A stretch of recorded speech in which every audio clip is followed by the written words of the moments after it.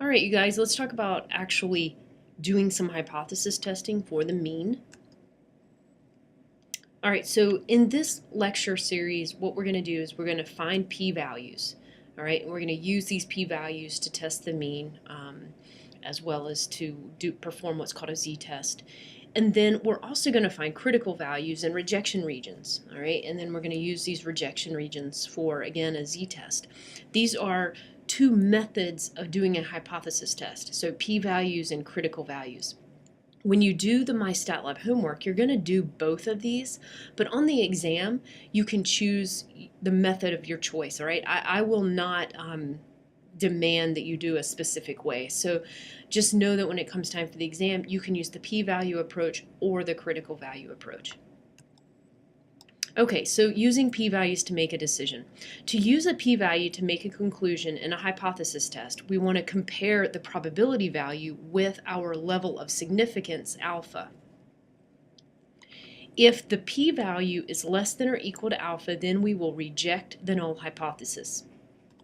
However, if the p-value is greater than alpha, then we will fail to reject the null hypothesis. All right, so let's go through a couple examples here.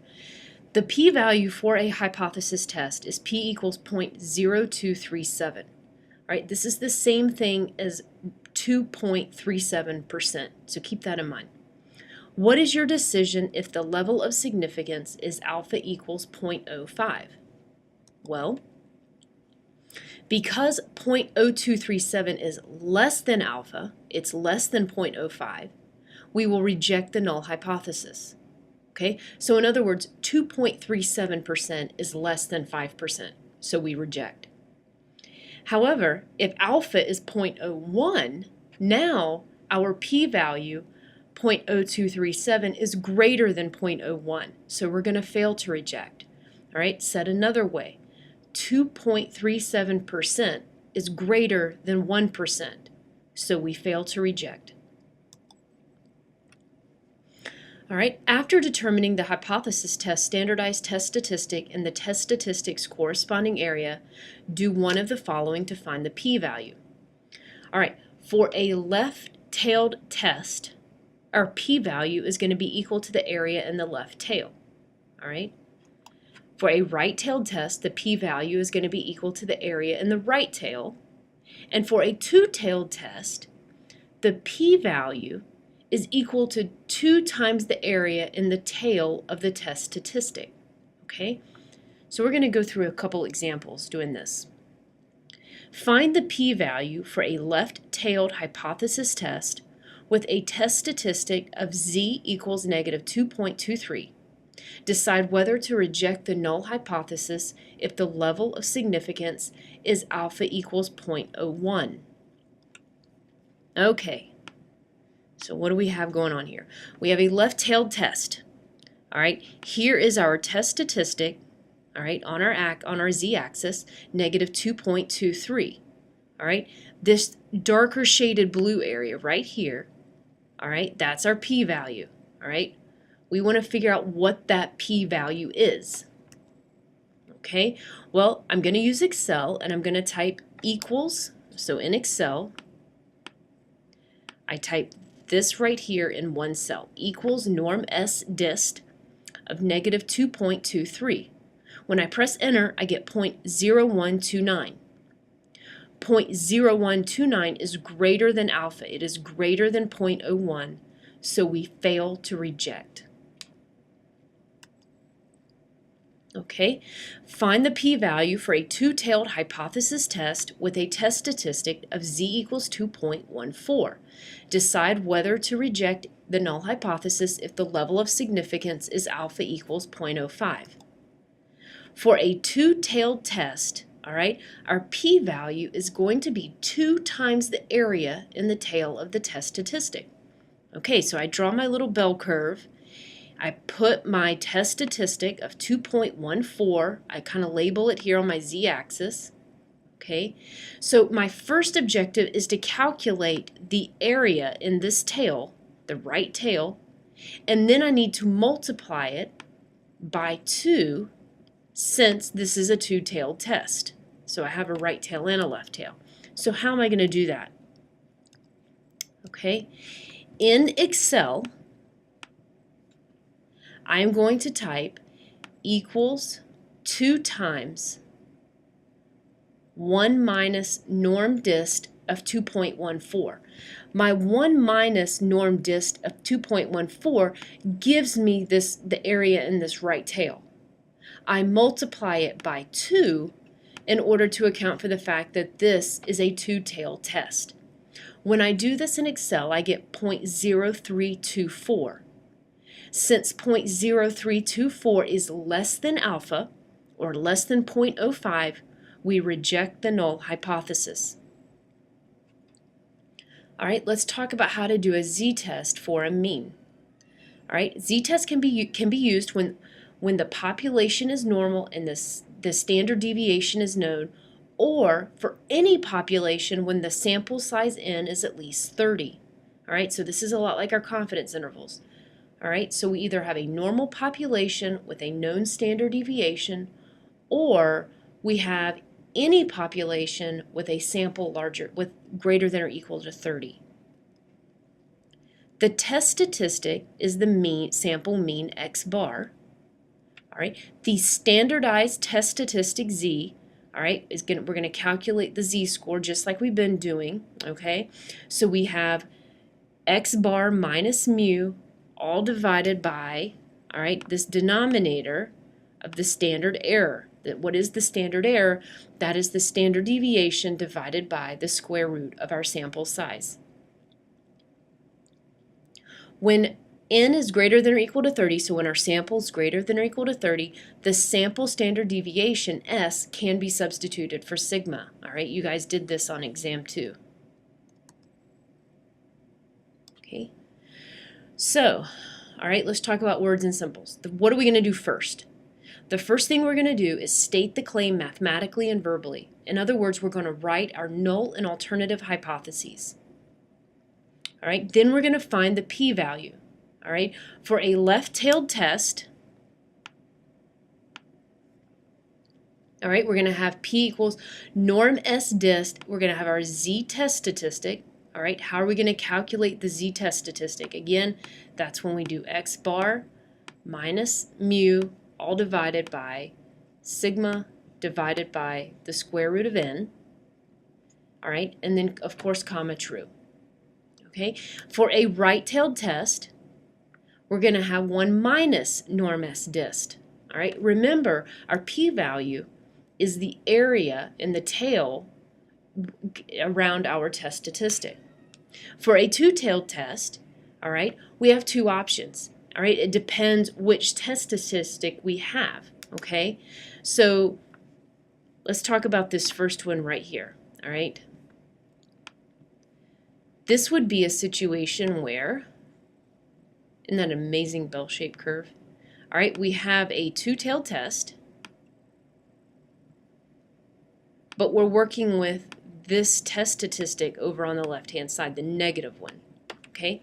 If we have this test statistic, then it's just 2 times norm s dist, all right, of that z-score, all right, because it's just 2 times this area.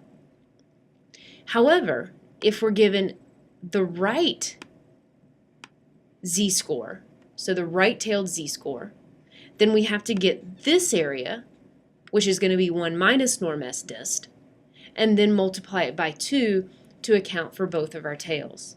Okay, again, we'll go through this. Okay, all right, we're going to make a decision to reject or fail to, we're going to make a decision to reject or fail to reject the null hypothesis once we have our p-value. All right, and then we will interpret the decision in the context of the original claim.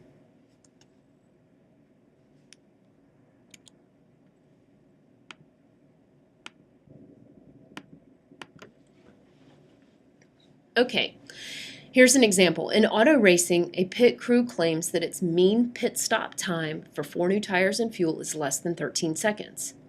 A random selection of 32 pit stop times has a sample mean of 12.9 seconds and a standard deviation of 0.19 second. Is there enough evidence to support the claim at an alpha of 0.01? Okay, so let's use a p-value. All right, the first thing we want to do is state our null hypothesis and our alternative hypothesis. Recall, okay, what's their claim?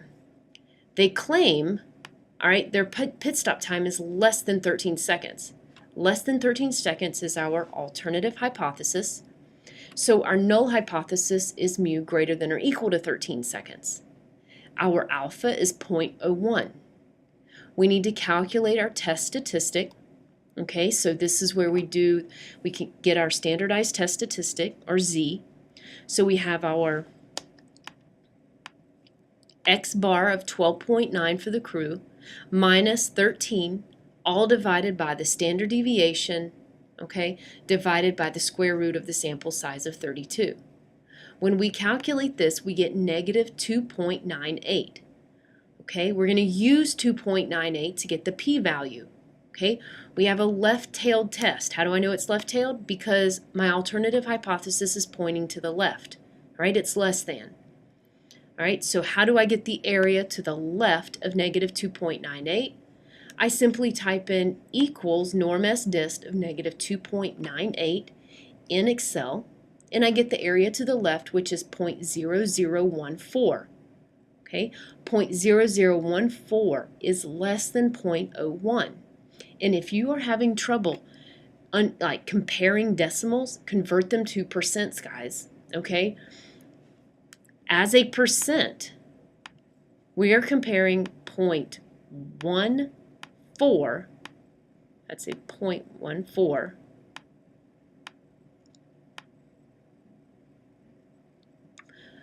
is that less than 1%? Sure, 0.14% is less than 1%.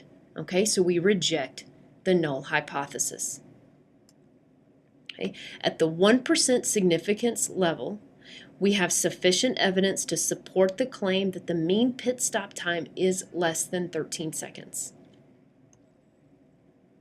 Okay, let's do another example. The National Institute of Diabetes and Digestive and Kidney Diseases reports that the average cost of bariatric or weight loss surgery is $22,500. You think this information is incorrect. You randomly select 30 bariatric surgery patients and find that the average cost for their surgeries is $21,545 with a standard deviation of 3,015. Is there enough evidence to support your claim at alpha equals 0.05? Again, let's use a p-value. Okay, so what are we going to do here? We need, what's our claim? All right, our claim is that the mean is not 22,500. Okay, can I see that? Let's see here. You think this information is incorrect, meaning it is not 22,500. All right, so again, our null is mu not equal to 22,500. All right, the null hypothesis then would be the equal statement, the equality statement. The alpha for the problem, our level of significance, is 0.05. We need to calculate our test statistic. So we have our sample mean of 21,545 minus the claim mean of 22,500, all divided by our standard deviation of our sample divided by the square root of the sample size. When I plug this in to my calculator or Excel, I get negative 1.73.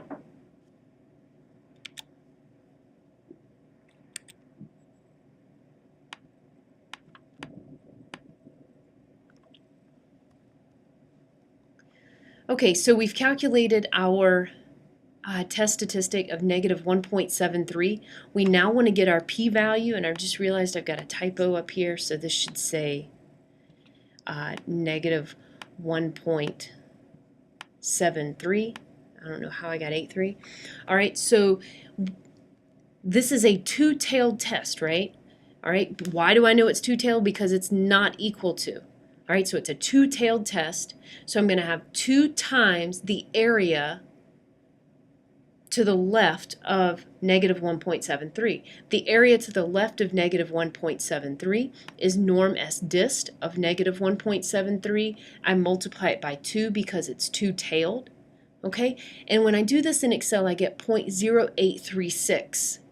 Okay, 0.0836 is greater than alpha of 0.05, so we fail to reject H naught.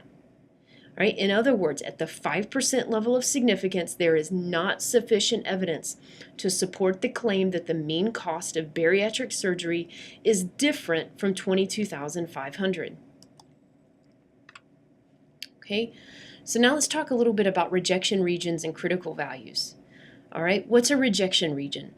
The range of values for which the null hypothesis is not probable. If a test statistic falls in this region, the null hypothesis is rejected. So in other words, what we're doing here is just flipping the method of what we just did. A critical value, Z naught, separates the rejection region from the non-rejection region. Okay, and so how do we go about finding critical values in a normal distribution? Okay, so we're going to specify the level of significance. We're going to decide whether the test is left, right, or two-tailed. We're going to find the critical value or values, Z naught. If the hypothesis test is left-tailed, we're going to find the critical value that corresponds to an area of alpha that equals to norm SN of alpha. If it's right-tailed, okay, so I'm giving you guys the Excel commands here. So if it's left-tailed, we're using just norm SN of alpha. If it's right-tailed, it's norm SN of 1 minus alpha. And if it's two-tailed, all right, we're going to have norm SN of alpha over 2 or norm SN of 1 minus alpha over 2. Okay, meaning we're going to get both sides of our distribution, the critical values on both sides. Okay, and then lastly here we're going to sketch the standard normal distribution, draw a vertical line at each critical value, and shade the rejection regions. Okay, so let's find the critical value and rejection region for a two-tailed test with alpha equals 0.05. Okay, so what am I going to do here? All right, I'm going to use norm SN, okay, of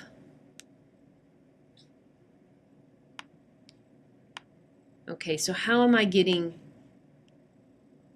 all right, this number right here? This is coming from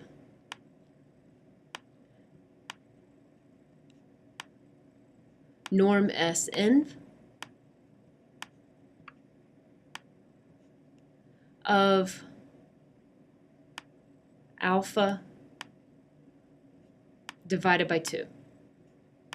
Okay, so I'm taking my alpha of 0.05, dividing it in half to get 0.025. So in Excel, I'm going to do norm SN of 0.025. Okay, and then to get and then just know, I mean, there's a couple things here. First of all, once I get negative 1.96 and I'm dealing with Z's, I know that my positive Z critical value is positive 1.96. Okay, I know that. Now, how do I actually get this if I want to calculate it in Excel? Well, it's going to be just like the one before for negative 1.96, but now it's going to be norm SN of 1 minus alpha and then divide that by 2. Okay? All right, to use a rejection region to conduct a hypothesis test, we need to calculate the standardized test statistic.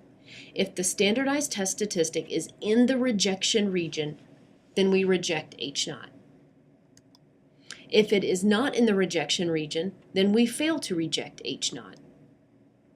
Okay, so again, here's an example of a left-tailed test.